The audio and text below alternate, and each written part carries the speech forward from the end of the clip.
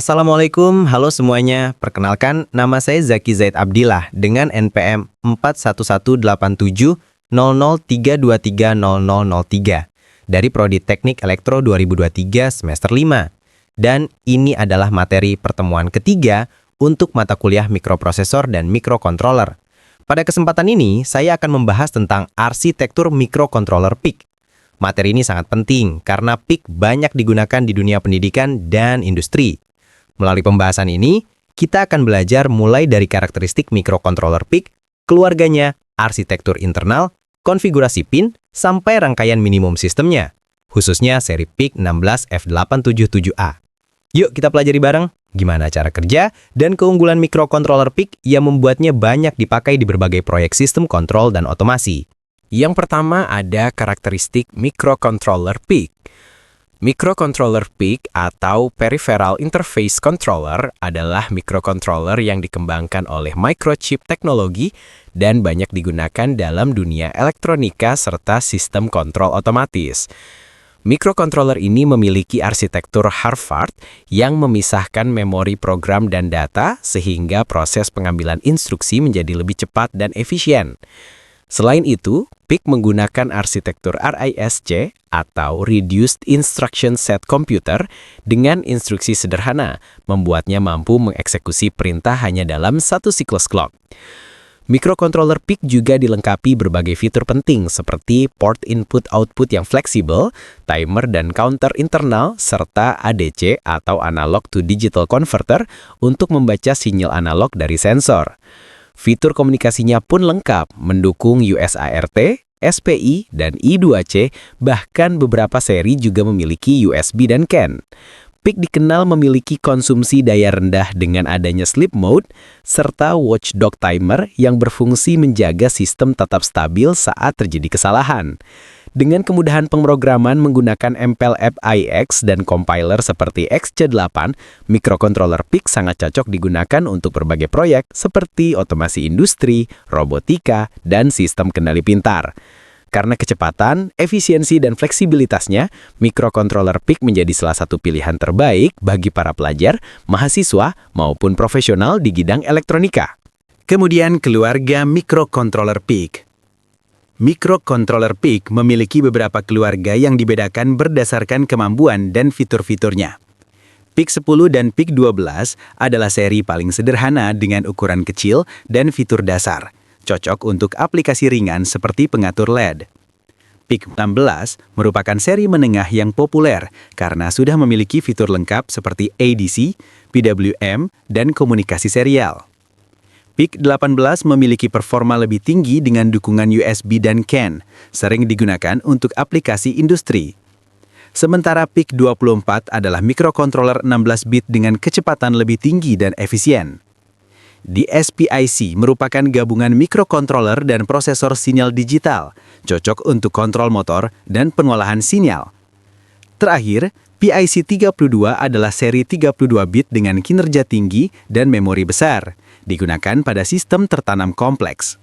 Kemudian, arsitektur internal mikrokontroler PIC didasarkan pada arsitektur Harvard, di mana memori program dan memori data terpisah sehingga memungkinkan pengambilan instruksi dan data dilakukan secara bersamaan. Hal ini membuat kinerja mikrokontroler menjadi lebih cepat dan efisien. Komponen utama yang terdapat di dalamnya adalah CPU, memori program, memori data, register. Komponen utama yang terdapat di dalamnya adalah CPU, memori program, memori data, register, port input atau output, timer dan counter, ADC, serta modul komunikasi serial seperti USART, SPI, dan I2C. Sistem interupsi memungkinkan mikrokontroler merespons kejadian penting secara cepat tanpa menunggu proses utama. Dan watchdog timer berfungsi mencegah sistem mengalami hang dengan melakukan reset otomatis. Semua bagian ini saling bekerja sama agar mikrokontroler PIC dapat menjalankan fungsi kontrol secara efisien dan andal. Kemudian, konfigurasi pin mikrokontroler PIC 16 F877A. Mikrokontroler PIC 16 F877A merupakan salah satu seri paling populer dari keluarga PIC16 karena memiliki fitur lengkap dan jumlah pin yang cukup banyak, yaitu 40 pin. Setiap pin pada mikrokontroler ini memiliki fungsi ganda, bisa berperan sebagai input-output digital atau berfungsi khusus sesuai konfigurasi program. Secara umum, konfigurasi pin PIC16 F877A dibagi menjadi 5 port utama, yaitu port A, port B, port C, port D, dan port E. Port A, yaitu RA0 hingga RA5, terdiri dari 6 pin yang berfungsi sebagai input-output digital, dan juga sebagai input analog untuk ADC atau Analog to Digital Converter. Misalnya, RA0 hingga RA3 bisa digunakan sebagai kanal ADC, dan RA4 juga bisa difungsikan sebagai pin timer input. RB0 hingga RB7 memiliki 8 pin yang digunakan sebagai I/O digital. Pin RB0 hingga RB7 dapat dikonfigurasi sebagai interrupt on change, di mana perubahan logika pada pin bisa memicu interupsi. Port C, yaitu RC0 hingga RC7, juga memiliki 8 pin, dan berfungsi untuk komunikasi serial seperti USART, SPI, dan I2C. Misalnya, RC6 dan RC7 digunakan untuk TX dan RX pada komunikasi serial. Port D, Minimum System Microcontroller PIC16 F877A adalah rangkaian dasar agar microcontroller dapat berfungsi dengan baik.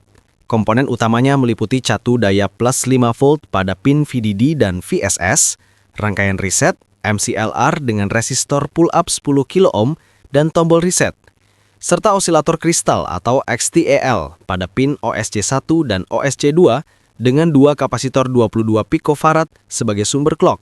Selain itu, terdapat kapasitor filter dan resistor pendukung untuk menjaga kestabilan tegangan, serta pin ICSP, PGD, PGC, dan MCLR untuk pemrograman langsung.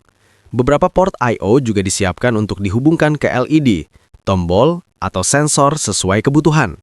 Dengan rangkaian sederhana ini, PIC16 F877A sudah dapat menjalankan program dan menjadi dasar pengembangan sistem yang lebih kompleks.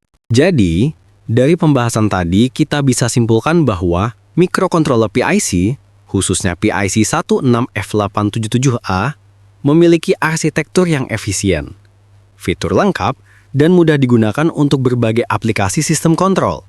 Dengan memahami karakteristik, arsitektur, konfigurasi pin, dan minimum sistemnya, kita jadi tahu bagaimana cara kerja mikrokontroler ini secara menyeluruh. Semoga video ini bisa menambah wawasan kalian tentang dunia mikrokontroler.